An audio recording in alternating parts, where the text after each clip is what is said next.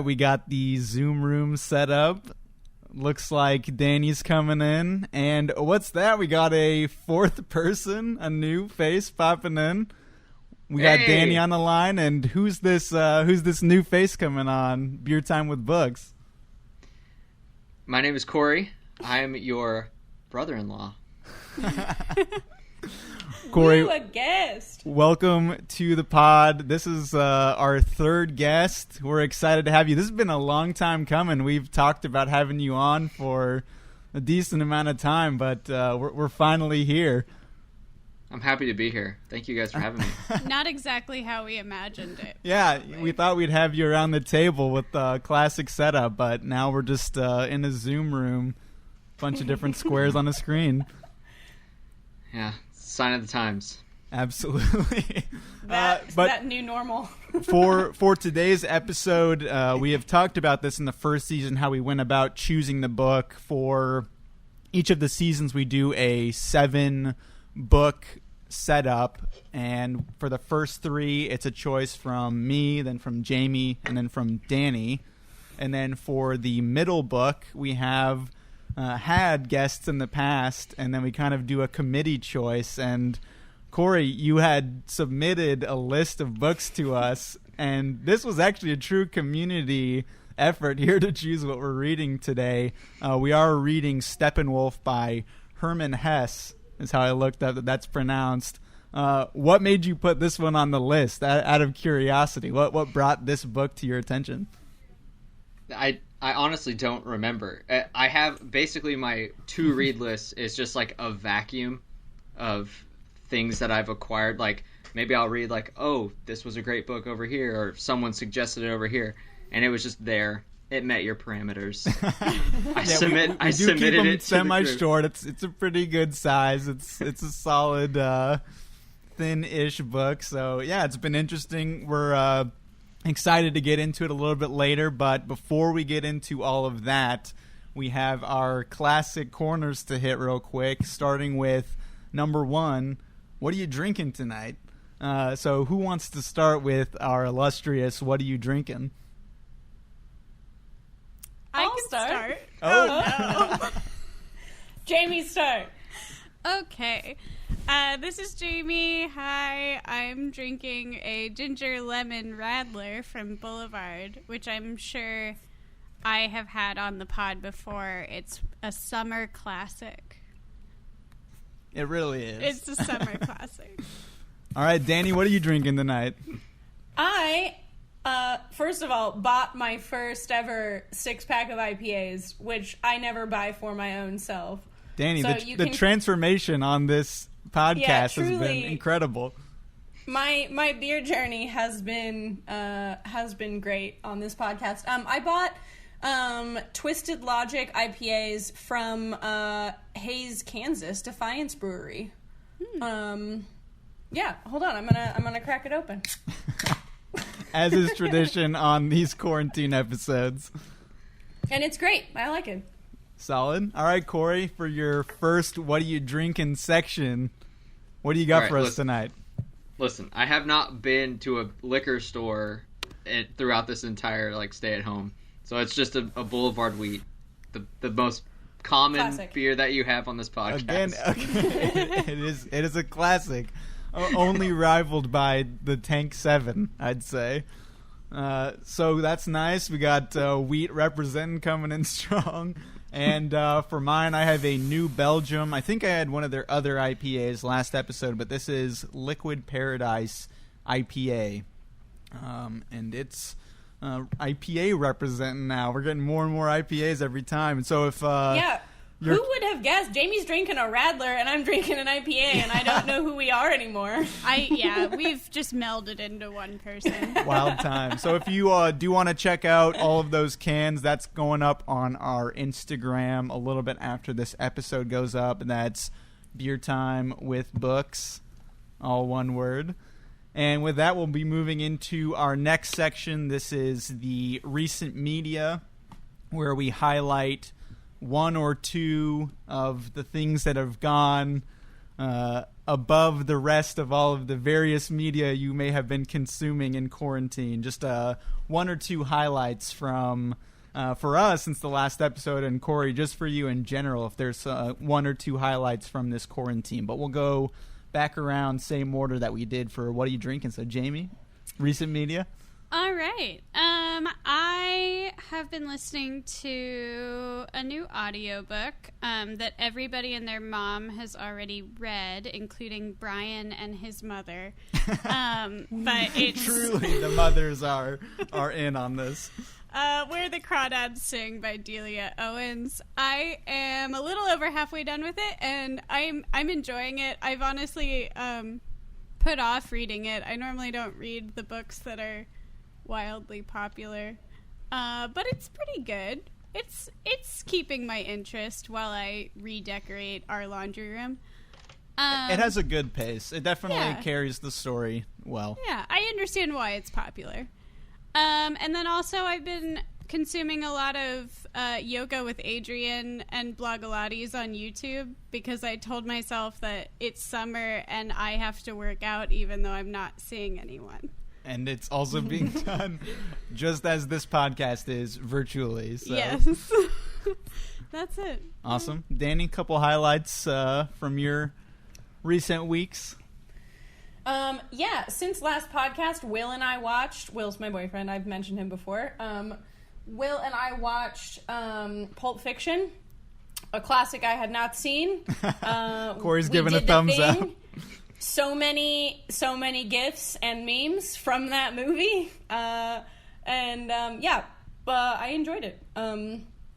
I feel like sometimes things are really overdue for me. I have not seen The Things, and so I feel like things don't always live up to the hype, but I understand why it was hyped. It really like held my interest the whole time. That one does have a lot of modern GIFs that are used frequently. The John Travolta. Like the John Travolta one is so good. The Travolta shrug. And then I also I caved and started watching Little Fires Everywhere. I have read the book. And I enjoyed it. I wasn't sure if I was going to watch the series on Hulu, but I love Kerry Washington and Reese Witherspoon. So, I'm over halfway through and I really like it. It's, I definitely recommend it. I, didn't know if I was going to like it or not, but, I've been pleasantly surprised. So, that's a recent show. Nice. Solid. Corey, how about you? How about any other recent media? Again, since you haven't been on a previous episode, just highlights of the quarantine in general. Just a couple things. Yeah, I found this podcast, a little podcast called Song Exploder. Oh, which I so feel good. You've heard it? Yes, it's so good. Yeah, it's kind of a misnomer because it's actually very subtle and very intricate with basically, for the people who don't know, it's the host talks to artists and they do a deep dive on one of their songs, which, I mean, I love that stuff, from like the writing to the composition. And so it's it really deep, like every single track gets soloed out and you hear every little bit. It's so good. Yeah, it's like podcasting at its finest. And then the another thing, and I'm only bringing this one up because it applies to this book that we're about to talk about, which I'm reading a book called Horizon by Barry Lopez. It's kind of it's a memoir, so to speak, but it's like also about like his travels throughout his life. So, I mean, that's kind of a precursor of what I'll compare this book to. The foreshadowing, Corey, very strong. That's podcasting at its finest right there. Cool. And for me, I've talked to everybody about this first one, but I started the Ken Burns country music documentary. I'm now halfway through, so that's 4 episodes, each at 2 hours. It was super enjoyable. I wouldn't even call myself that much of a country music fan necessarily. I don't hate it or anything, but getting into the very early stuff where it was this great melting pot of the beginnings of blues and country and jazz and rock and roll, and just kind of like where they were all occupying a lot of the same space at the beginning. It was cool to see how they all started to split out as time went on in the 20th century. So that's been great, and I can't wait to get deeper into that. I think it goes all the way to the 90s, so it's quite the span of time. And then also I've been reading the autobiography of Jeff Tweedy, the lead singer of Wilco, because I had just seen a documentary of them making Yankee Hotel Foxtrot, so I was curious about it. It's called Let's Go, in parentheses, so we can get back again, but I just like to call it Let's Go. But it's also very solid. I'm always a big fan of any books about musicians and how they came to where they're at today, kind of their whole journey on what got them into their various styles. And he's a very knowledgeable music fan, which is fun to hear him talking about the obscure records that really brought him into what Wilco is today. So that should be good. That's the recent media. Good picks, everybody. I think that's a solid, well-rounded list for people to check out if they're looking for some new stuff. And with that, we will be moving into the subject of today's episode. We're going to be doing the first half of this today. Thanks to Corey. This is going to be Hermann Hesse's Steppenwolf. And I'll pass it over to Corey to get into a summary. Yeah, this might be a short summary because there's not a lot of verbs that actually happen in the book. It's very internal. This is like a book. If like I would write this book if I've lost everything, and the only thing I had left was waiting to die. Pretty much, it's kind of deep in that. So it's about this man named Harry who leaves behind a manuscript, and it's basically just what kind of like how he sees his life and where he belongs in it. And there's all these themes of like religion and suicide and the bourgeoisie and lots all the of things that bourgeoisie a lot of Yeah. the bourgeois. And so it's just a man who's lived a long life and he's soured, and now he's really just trying to get a grip on what's next. Is that what everyone else got? Yeah, I just want to add in for the summary that was kind of an interesting discussion that we had kind of had outside of the context of the podcast kind of last episode. I think maybe this book is the one that spurred it on because, Corey, just for backup, we normally introduce, or a backstory, we normally introduce the next book at the end of the previous book, and we had talked about prefaces specifically and how a lot of times we think that prefaces should be, or at least, I don't know, Danny, you weren't as much into this because you read them anyway. I specifically said that I always read the preface, and you guys were like, no, I save it to the end. It has spoilers. But it depends on the kind of preface. Exactly. So that was the thing with this book, is that normally prefaces are like some outside figure that kind of talks about, what the author was going through and explaining the book, but this one was very ingrained into this story. I think part of maybe our argument, because Brian and I both were like, no, you don't read the preface, but also I think what you just described is a foreword and not a preface. Yes. Okay, that's fair.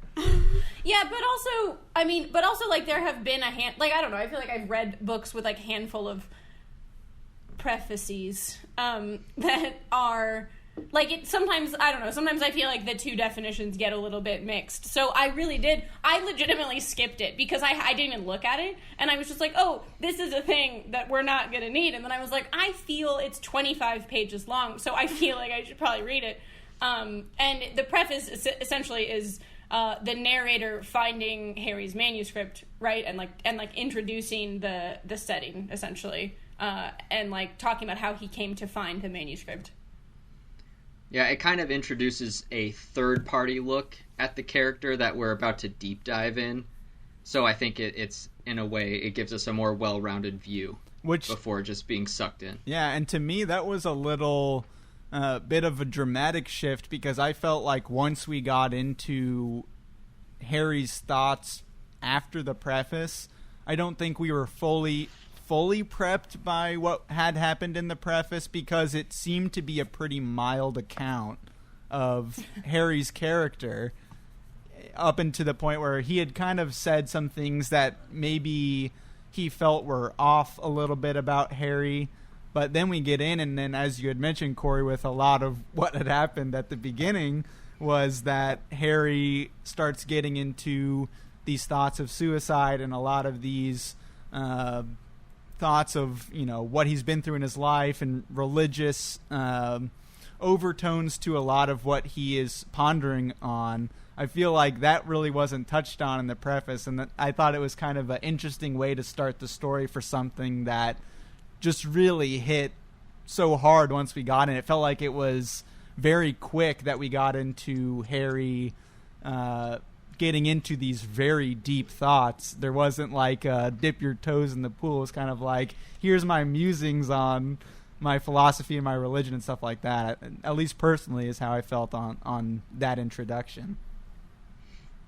Yeah, and I don't know if the version you guys read had it, but there was a note from the author at the beginning of my copy that I read, and it basically said that this was his most misunderstood book, and a lot of people didn't like it. And he mentioned the age difference. So, like, we are 3 20 or 30 somethings, so we are not going to see this book in the same way as the author, obviously. I mean, that was going to be true no matter what. But I think the age gap and how we're about to analyze this is also something to take into account here. Yeah, and I also think when I was reading through it, this was published in the 1920s, and that's another large factor where I think, Jamie, you and I had talked about it briefly, just this concept that a lot of media gets talked about with this dividing line of like post-war, referring to post-World War II, and this is obviously pre-war, being from the 1920s, post-World War I, but pre-World War II. And I think that a lot of the sensibilities in this book, it reminded me of a lot from that era, and it also makes it even feel more removed from what we may be more used to in reading more modern literature and stuff that was influenced by this post-war canon, that, it felt very different. I feel like it may be this case where, certain pieces of literature have floated to the top, but a lot of the pre-war literature tends to get into these like broader worldly themes. And it had reminded me a lot of, like, he had talked about Dostoevsky. It reminded me of, like, Notes from Underground.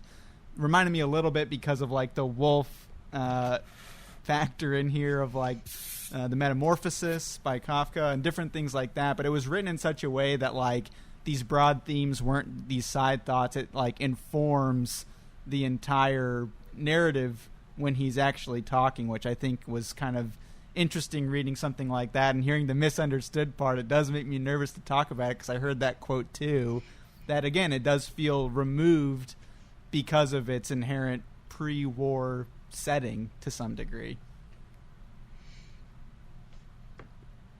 Yeah, so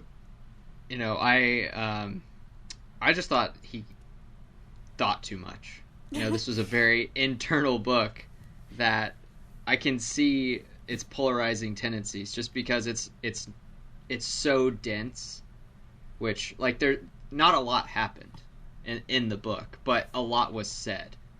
And to some of us, like, when we're alone, like, you really go deep, you really take a deep dive into your own psyche, and it's like, why am I here?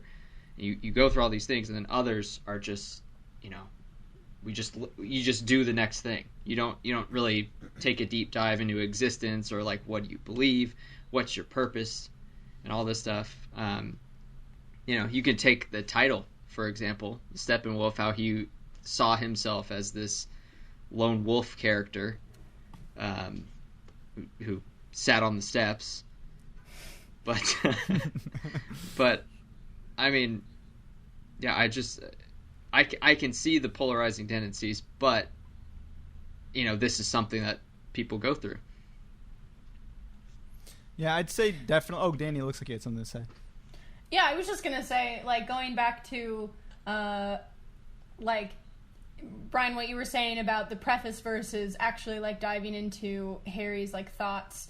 There's, like, a definite contrast. There's a definite, like, change in voice from, like, the preface. The narrator is, it's just lighter. It's not so dense. It's not so heavy feeling. And you're right. Like, when he presents it, he like, you know, just talks about his qualities. He talks about what happens. Like, the 25 pages for me went kind of quickly. And then you just get into Harry, and he's just like, he's so brooding and so angsty. And then he's just like, also, I've decided I'm going to kill myself. And it's like 4 pages in or something. And it's like so immediate. And I don't know, I really, really liked I thought it was a creative way of like setting up the story. As opposed to just, like you said, like, him just starting the book with like the main character's thoughts.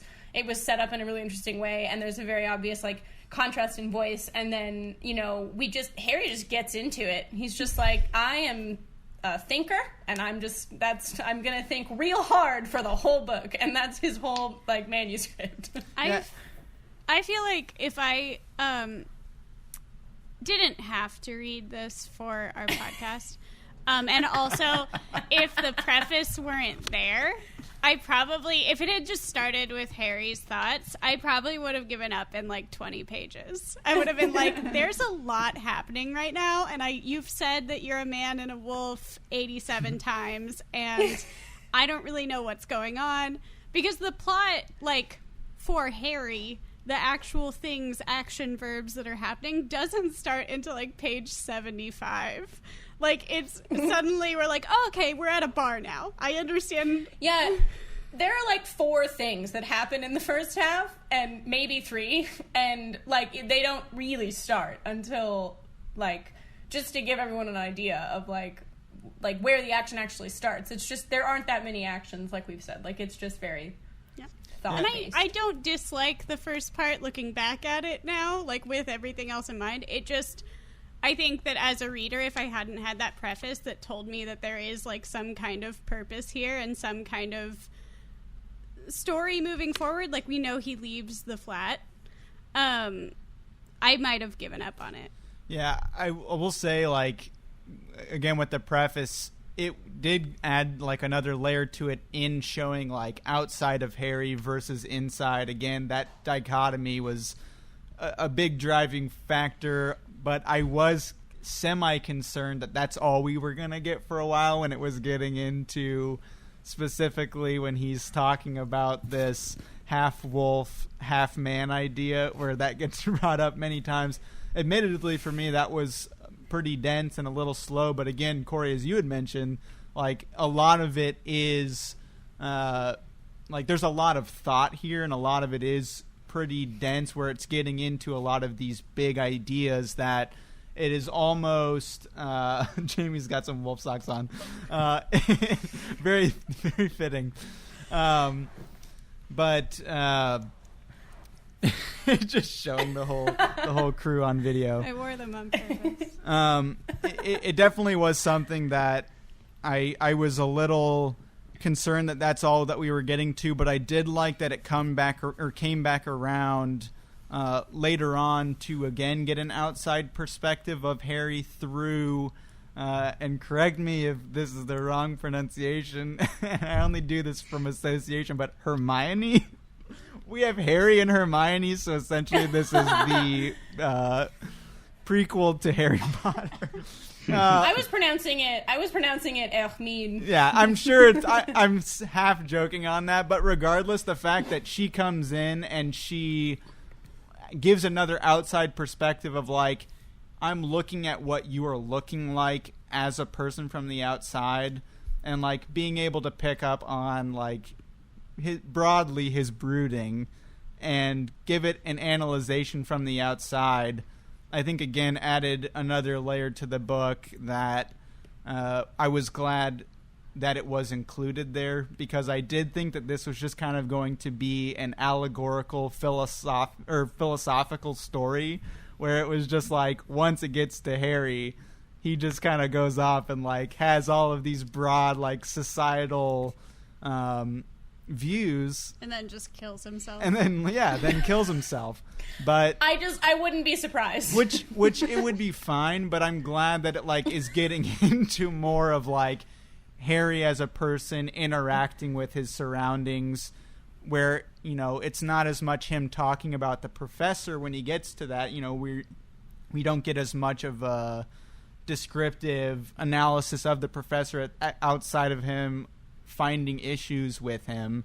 But with Hermione, or however we're going to say it, I don't know if we have a set I doubt pronunciation. it's Hermione. I just feel like Hermione has it's Hermione. But regardless, Hermione has it. before getting into that, just the fact that she does have like more of a personality, more of an analysis into Harry rather than Harry's analysis of her, I think is going to be very exciting to see how that relationship develops. I don't know if we want to get into this right now or not, but I want to talk about Hermione as a character, because before I started reading this book, on the back of the copy that we have, it calls this Hesse's most autobiographical work, which I thought was interesting because I really was like, man, Harry is, there's a lot going on here. He's on one. But then when it gets to, we meet Hermione, and he guesses her name by saying, if you were a boy, I think your name would be Herman. And Hesse's first name is Herman, so I'm kind of wondering if she represents his attitude, actually. If, like, she's saying, like, Harry, you're a little boy and you're just whining, because that's what she does, like, their whole conversation. So I don't know if you guys have thoughts on that or her character. Corey, I saw your head moving a little bit during that. I thought the same thing, but that those two characters, because of their names were both like H's, so like maybe I just made the connection. But I thought they were like two halves of the same coin. Especially much. Considering that broad theme throughout the previous parts of the book of talking about these dichotomies so heavily. Yeah, I also read like directly, and I don't know if it was in a summary or something, that like he made Harry Harry's name is Harry Holler. Mm-hmm. And, like, he did that on purpose. Like, he wasn't, this isn't subtle. Like, he's making, like, his main character have the same, and out of all of the initials they could have, it has his initials. And then the female version of his name is the other main character. Like, it was, like, once I read that, I was like, oh, this is, and then it was like icing on the cake when he guessed Hermine's name. Brian was like, I don't know how we want to pronounce it. Don't say anything yet. I don't know. I was pronouncing it Hermine only because Hermione has an O in it and this one doesn't. So that's the reason. Hermione. Listen, I don't know. No one knows. It's up in the air. I'm down for her. I'm down for Hermine. Hermine. You have to say it with like a heavy accent. Have to be French. It needs to be Hermine. Hermine. But he was German. He was German Swiss, apparently. I had found out he had Swiss citizenship. Wait, Harry or Herman? Hermann Hesse had okay. Swiss. I didn't know if you were talking about Harry. I was like, did I miss the part where he said he had Swiss citizenship? I mean, it's another dichotomy here. He's talking about he's half man, half wolf, half German, half Swiss. That sounds pretty bougie to me there, Harry. But I do like thinking about that specifically of like just kind of dividing this analyzation of Harry even deeper, because I think that this is something that happens quite a bit from the beginning, because this was like a concept that, you know, Jamie and I had kind of talked about because of how long it had lasted. But at the beginning we get the preface, which is then introducing the manuscript, and within the manuscript we are getting this pamphlet that like goes deeper on like this concept of like the Steppenwolf. And so it's like dividing Harry deeper into that, and then even outside of Harry it's like dividing with him and Hermine. That like it's just I don't know if that means it's going to go deeper than that, but like that does seem to be a theme that's playing out pretty significantly, of like these dividing lines of two definitive, you know, people or things or times or places. Because it even talks about earlier on, when I think it's in the preface, but like even for this period of time, and I don't know if this is what he's trying to get into with his overall commentary on the bourgeoisie, but just talking about like how people get affected by being between two distinct eras. Even he's talking about that, like, you know, some of the stuff that he's talking about, again, this is post World War I, so that's before we're even anybody at this time knowing as a society the global change that's going to happen within the next decade, or a little over a decade. That World War I was already a huge defining moment, and like especially as a German citizen, he even talks about somewhat with the professor and alludes to his political leanings and his dislike of the Jewish people. That maybe this was another part of what this book is getting into, is like this time period of like the German mentality from before and where it's moving into now. Like I think that that's just another interesting part that again plays into this dichotomy. But it does make me nervous to get into any other thing to assume of what he's talking about, because it does get into a lot of ideas and a lot of things that he's focusing on. But what I do know to be true is that this dichotomy does continue to come up, and it is a very important part of the book overall.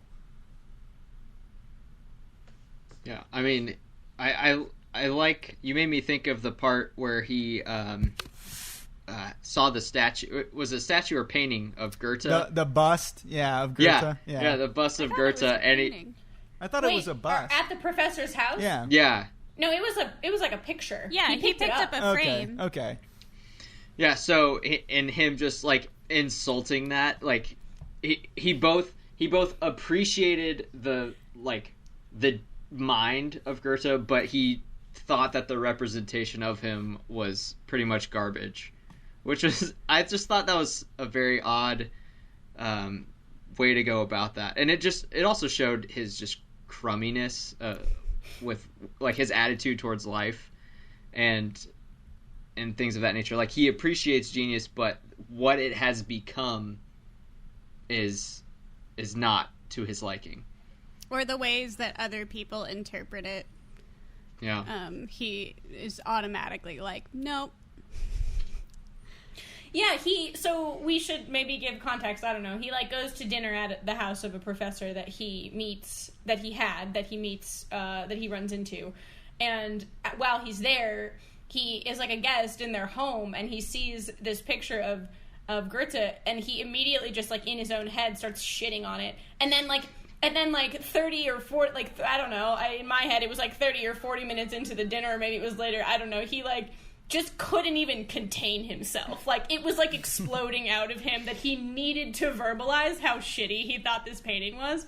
And it was like he couldn't hold it in. He couldn't even hold it together for a single dinner. He hadn't like had a lot of contact with a lot of other people besides like the people that he is like renting from, and he essentially like is pleading with himself like during this dinner internally. He's like, just get through the dinner, like just hold it together. After he's like, what have I done by even accepting being there? Yeah, he accepts the invitation and is like extremely verklempt about it, and it's just like, oh my god, what have I done? This is horrifying. And then he goes reluctantly, and then during the dinner, he's just like, all I have to do is hold it together for like 2 hours. And then he can't even do that. He's just like the worst dinner guest. And like at the end, like he's insulting and whatever. And then like by the end, he's like, he insults the painting and then just runs away. Like that's essentially his evening. And I just thought it was funny how I thought it was interesting, like his internal monologue of just like hardly being able to contain himself, like needing to say what he thought of this very specific interpretation of Goethe. And it was funny because out of all the things that could happen in a book, that's a very tame thing, to insult a painting and insult the owner. But that was like his breaking point of actually going to this bar and meeting this Hermione. I'm on the Hermione train. But I feel like also though everyone overreacts to that. Like the wife just runs out of the room crying because he says he didn't like this painting.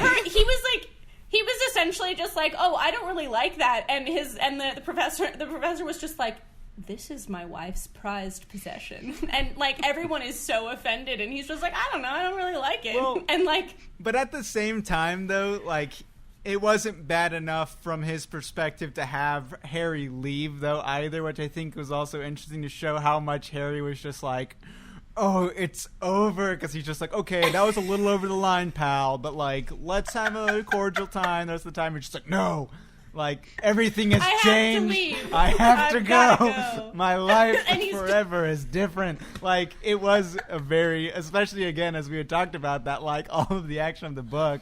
This was after, as you had mentioned, Jamie, that 75-page mark. So this is like late into our section where like this is a significant action that gets taken, is like this particular moment. And out of all the books that we've read with these breaking points, that like we haven't had anything that's caused such a dramatic change with such little that had gone on to cause it, which I think is kind of funny. Do you guys think, like, so in this moment, obviously he's being ridiculous, but like on a whole, reading half of this book, are you guys sympathetic to Harry at all? Because I can't really decide if I am. I feel like I started the first few pages after the preface of like the actual book, he starts off by talking about just like an all-encompassing loneliness. Like he's like, I had a good day today. I took a nice bath and I read a book and I did things that are good, but also I'm so sad.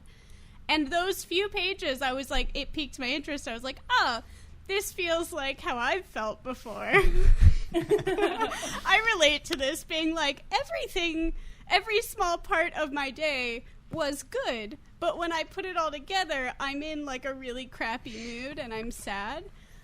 But I feel like he lost my sympathy so quickly after that. Like the whole lone wolf and like don't trust the system, like everything about government is bad and I refuse to have a job, and also no one knows what's going on with me, and I'm kind of like, all right, dude. Like, yeah. He needs a buddy. He does need a buddy. Well, I'm hoping that Hermione can be that buddy for him, but yeah, it almost reminds me. It reminds me of almost. I'm not going to remember the names, but our last one of our other guests that we had, Andrew, when we read Bluebeard. It reminds me of, I don't remember any of the names. Rabbo. Yes, and the woman. Yeah.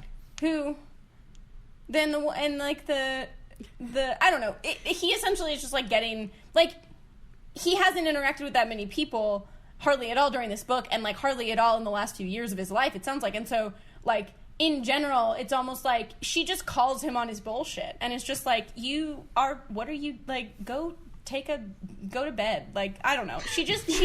That was at their dinner. But like, you know, she kind of just like, it kind of just sounds like he was waiting for, he needed like anybody to care or give a shit about anything that he was doing.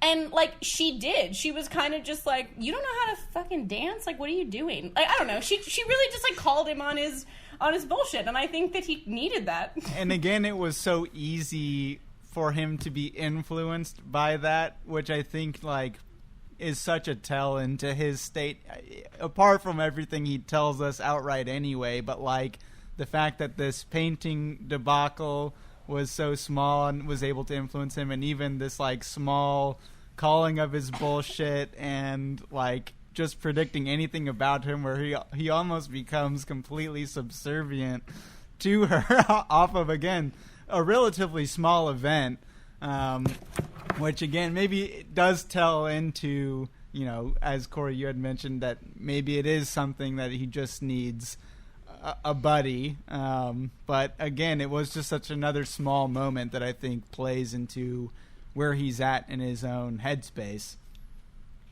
Yeah, he literally says, like, that he wished nothing better than to obey her commands, that nothing was dearer to him than obeying her. Like, oh God.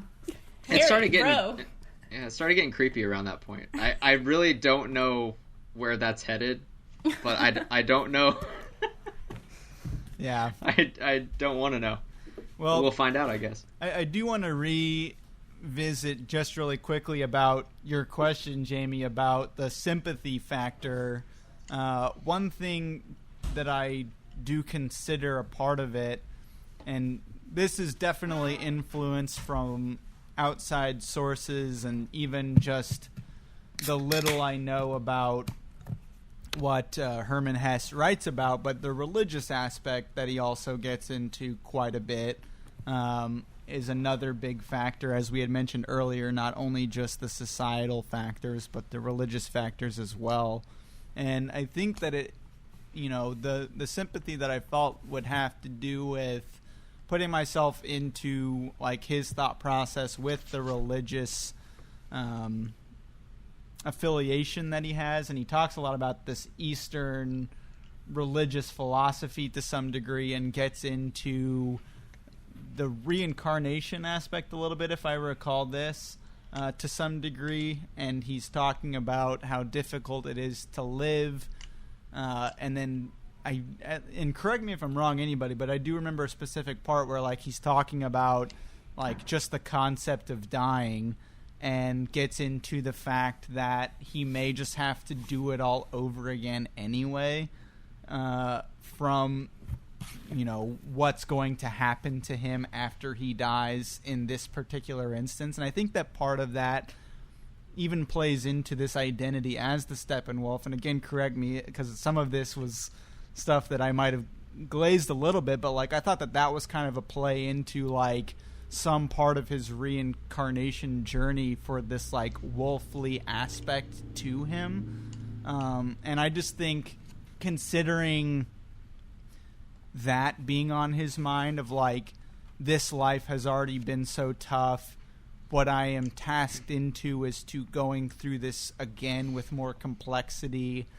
Like, it's not a religious ideology that I personally subscribe to, but to, like, grapple with that overall, I think there's some sympathy to that, of, like, being trapped into the circumstances, whatever they may be, because I don't fully understand what's truly eating at Harry, to be quite honest, because a lot of it is just getting into his current mind state of just being like, I am world weary, period. But I feel sympathy for that aspect of, like, if that's what he is subscribing to and that's what he thinks is coming his way, then that's, like, a sympathetic thing to feel trapped in an infinite sense.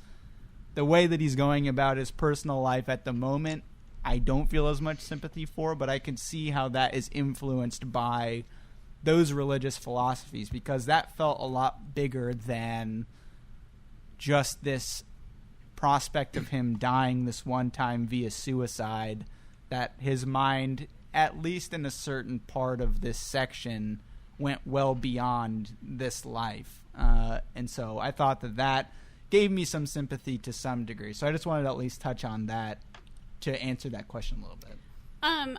In response to that, just really quick, because I took a picture of this quote because I thought it was funny. And also, I'll be honest, I kind of missed that, maybe. I don't remember the talk of reincarnation. I remember him talking about being exhausted and, like, not wanting to do it again, but I think that I glazed over maybe the, like, religious aspect. But also, when he has that dream where Goethe?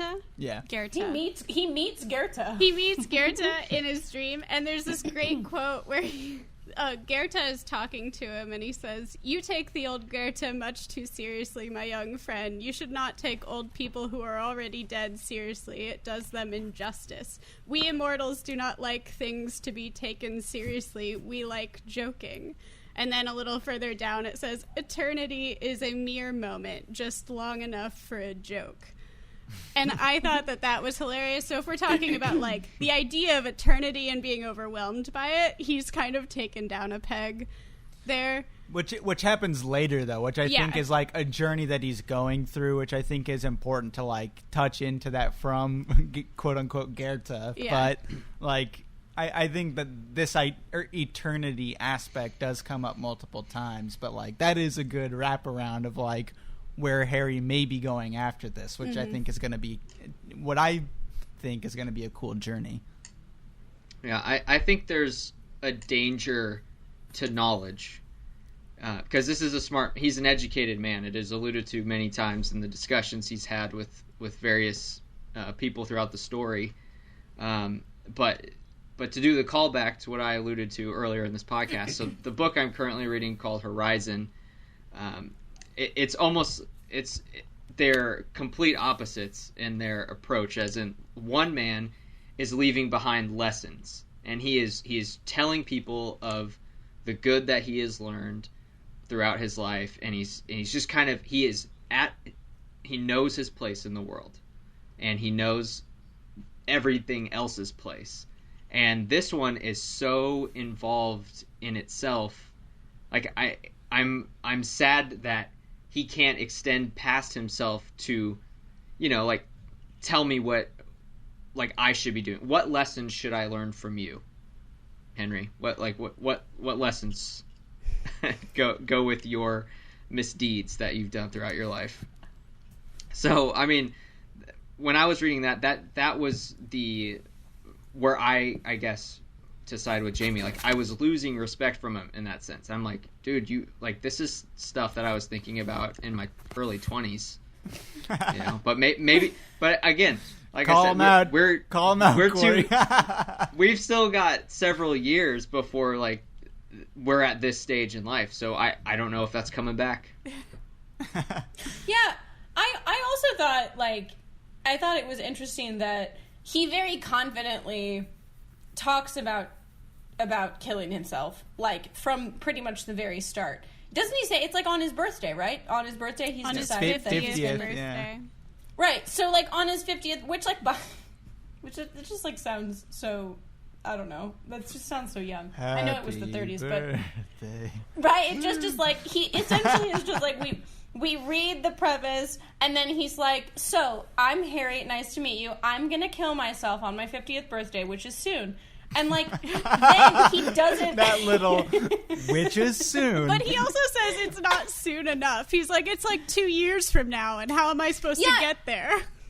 Yeah, he, like... And so I think that's where I find my sympathy for him, is that, like, he's so tired, he's so weary, and he's just, like... He's, like...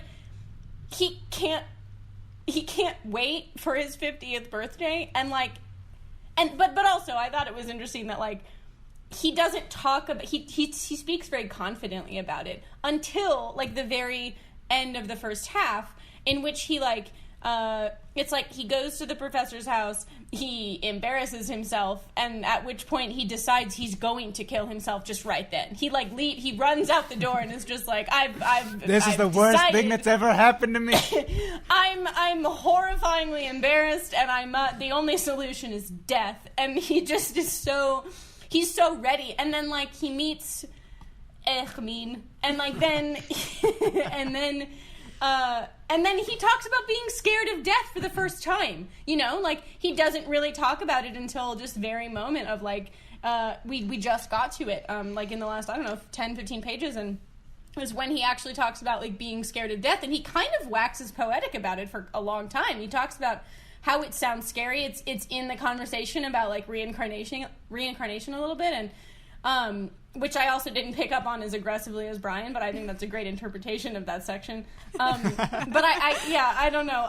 Or whatever, whatever he's alluding to, it's just like at the end of the day, he talks about like being scared of dying, and then he also talks about possibly like having to come back and do it all again, and both of those sound exhausting to him. I think that's where I find a little bit of sympathy for him, because I'm kind of just like, wow, you're thinking so much. I'm just so sorry that you are so worried about so many things. One of the most profound questions I've ever been asked was, what do you think about when you're alone? And I feel like for some people, like, I mean, they're not happy and bubbly. Like, and I don't know how it is for other people, but like these are his thoughts when he's alone. And that's why I said he needs a buddy, always. Because that's all he which is always, Savage. And I think, I just think for him to change, he needs another, just something to come in and distract him long enough. He needs a buddy. It's Hermann. Well, I think we're getting kind of close, unless there's another brief point to bring up, but getting close to final thoughts here. I think with four of us, we can probably fill out a good chunk of time. Unless, Corey, I know you had a couple of things. Is there any other things? No, you guys are astute. You've covered most of them. Well, thanks, Corey. You've been doing this a while. I am astute. Thank you. Well, with that then, since our astute nature has allowed such a process, we are going to get into final thoughts here. And this will just be just to kind of re-explain, since we do have a new person on the pod, just kind of explaining your thoughts so far on the first half. Any maybe predictions for the second half? Are you liking it? Anything you've picked up on, any loose threads you want to just tie together before the episode ends. It's just kind of your time to have one more platform before we go. So do we want to go same ordering as our corners? And that's not traditional, but Sure. Want to go for Yeah, that? James, go. Okay, final thoughts. I don't know. Here. Boom. I love it. Like I said earlier, I feel like if I had sat down with this book on my own, I probably wouldn't have finished it. Just being honest. But I am really enjoying the point that it's at now. Once we got into some like action items where it was like, oh, there's a story, he's meeting someone. Okay, I understand. I am enjoying it. I do think that it's an interesting meditation on loneliness and the things that loneliness can do to a person. And I do want to know what happens in the second half. I really hope that Hermann is like a changing force for him, but I also am not optimistic about where Harry ends up, if I'm being honest. I have a feeling like she will be a part of the novel for a while, and then something will happen where they break up or don't be friends anymore, and then he just kills himself at the end, is kind of my prediction. Because I feel like it would be just like a boring novel to end with, like, yeah, they're friends and he's happy now. He made a friend, and He and found that's his the end. buddy, and that's the end. Steppenwolf, in parentheses, Harry makes a friend. But also, actually, never mind, because I don't know that can happen because of the preface. Like, the only part of his life that we're getting is before he left the manuscript. I don't know. I think he's gonna leave to say, I'm gonna go kill myself now. That's what I have. Bold. I don't know. That's how I feel. Danny, final thoughts? Yeah, I'm most excited to see where his relationship with Hermann goes, because like I don't know, because we just got there. Like it's like only a few pages before the end of the first half, and so I don't know. It's like I almost feel like it's the first time he kind of wakes up because of her. I just feel like I've been picturing like almost this kind of like dreamless, like floating through life a little bit for the last few years for him, for the whole first half of the book until he ends up here and his life is kind of upended. And so I don't know. I'm excited to see where their relationship goes. I don't know that I'm excited in a positive way. I feel like it'll probably not be great for him. I'm worried that if something as small as like an embarrassing incident at like an acquaintance's house can set him off. I'm worried about what he may do rashly. But I don't know. I don't know that I have any predictions about what is going to happen. I am the most interested in, we have not tied up the loose end of him like seeing the invitation.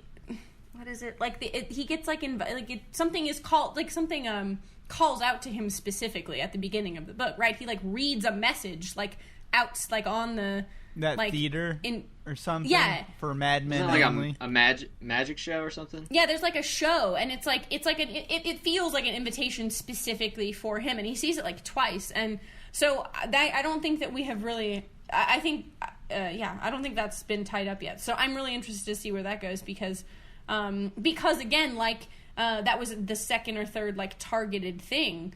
I almost said targeted ad. Like targeted thing, right? Like there were two of those like kind of messages for him for this magic show, and then there was another one where it was a pamphlet for like describing the Steppenwolf, and it's all for Mad Men only, because even his own transcript is for Mad Men only. So like presumably he goes mad. I mean, who knows? I think he already is mad. Yeah, I mean, I feel like going confirms that he is mad. Like attending the thing. So anyway, I don't know. I'm interested in that. I that's been bothering me since the beginning, and I'm really interested in it. That's all. Cool. Corey, final thoughts? Yeah, I mean, as much as I'd hate to admit, I do feel like I envision myself in this book if I were to have, like, Brian, lost my wife, late in life for whatever reason, like I could be in the same state of mind and write something just as, conflicting and dark. So, but at the same time, I'm annoyed by it. I'm just like, get over yourself, pick yourself up and, just put yourself out there. But as for the rest of the book, I'm going to be honest with you guys. I finished the conversation with Hermione, and this may be taboo for this podcast, but like the game changes considerably. Corey, just breaking the rules here, brother. Corey, you fully cheated. But so like, I mean, it was only like a couple pages. We hadn't established it. But that so was our fault. Yeah, that's fair. So I'm just trying to grapple with, is this going to be a happy ending or is it going to be a tragic ending? And if so, like, what am I going to take away from it? Because, if you're writing this book at this point in your life, you better have something for me. You better have a lesson for me. That's the selfish reader in me. Cool.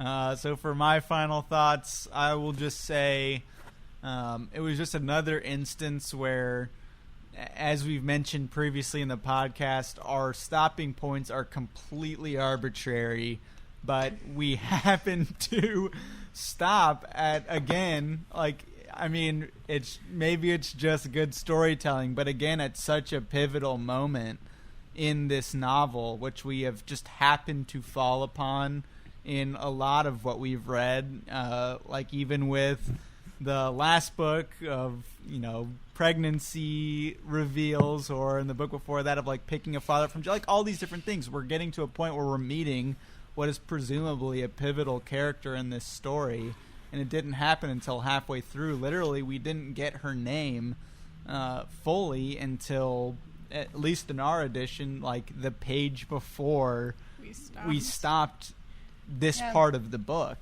And so this is just a whole new frontier for what's going to go on further, and in putting it in context of, you know, how we had analyzed what role Hermine is supposed to play of being this opposite to Harry, and even something that he outright says himself near the end of this section, of something that's very heavy-handed writing, in my opinion, of him straight up saying, oh, all of these things, you must be an opposite of who I am.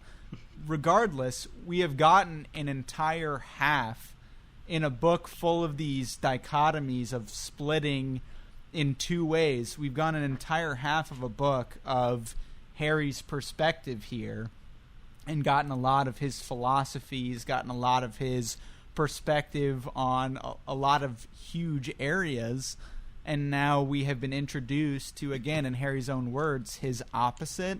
So I'm curious to see if we're going to get as deep of a look into the philosophies that are opposite to everything that we heard, especially in regard to the fact that we've seen a lot of these, a lot of our descriptors of what we had read with Harry is something that's a bit more negative, where he is very depressed and has a lot of these issues with the society he's a part of. If we're going to potentially get a brighter side to the back half because we're getting his opposite, but again with some of these hints to for madmen only, of something that is foreshadowed to presumably come up here later in the book. I too feel that it's not going to be a happy ending overall, but I think we're going to have greener pastures for a little while as we get into the second half of this book. And I think it'll be a bit more fun from everything I've seen from our new character. That she seems to be Danny's cover. We'll put that on Instagram so people can see. Danny's cover's a bit more active than ours. Racy. Yeah. Yeah, it's a little racy. My pocket edition was $3 at Prospero's, and when you said a little more fun, that's just what I thought of the cover of my book. So I think it was worth also mentioning that, I don't know if we mentioned it at the beginning, this doesn't have any chapters. At least mine doesn't. No. Yeah. It's just one thing of text, in my defense, y'all. Yes, Which is, it's true, and this is the second book in a row that we've had such a unique structure of walls of text that last the entire book. Seems on brand for just like kind of men opining about just kind of like without any, you're not really giving anybody any breaks or anything. But I was surprised actually when I like flipped through and I was like, oh, this is just him thinking. Yeah. That's what we're getting. Chapters are too feminine, so. I mean, the last book that we had chapters in was from a female author, based on Faulkner though, which did have chapters as well. But I think those are my final thoughts. I think that the second half is going to be interesting, and I'm definitely more in than I was halfway through the first half. So I think that that's going to be exciting. So we will be reading through the rest of Steppenwolf for the next episode. Corey, it's been a pleasure having you on. You'll be back for the second part of this book, so we're excited to have you on again. And this is, I don't know if you've ever reached the end of one of our episodes, Corey. So Corey, you don't listen to I've heard. I've heard. Whose day is it? So I think it's your day, Corey. It's your day, Corey. So as is tradition on Beer Time with Books, we got to have somebody scout us out. And with Corey being a new guest, we're going to pass it over to him. So Corey, take us away with the scat. Skitty bop doo ba ba doo ba, yeah. Skitty bop ba doo da boo boo ba doo boo boo boo. Oh, Beautiful. Perfect. We will catch you next time. Bye. Bye.